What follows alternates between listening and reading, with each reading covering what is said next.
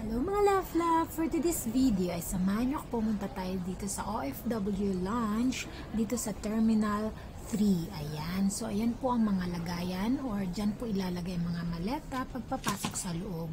Safe naman siya at kaya pwede mong iwan dyan. Yan. Ito na po yung entrance at bago ka pumasok, pupunta ka muna sa information desk or for registration. Ayan, mag-register po. Ayan po yung bali, ito po yung mga pagkain, ayan, na nasa OFW Lounge. Ito po yung alas caldo, ayan, kompleto na po yung mga pamlagay. At ito naman po ay ang lomi.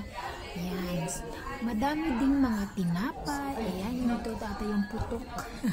Ayan, tsaka muffins. Ayan, masarap din na marami pagkain.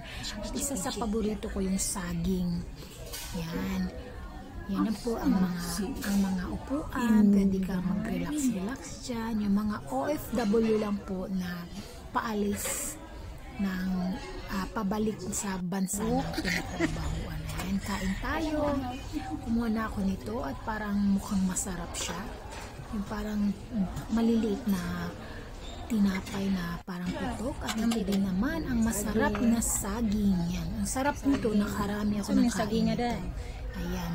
Ito po ay saging na saba na parang inano siya.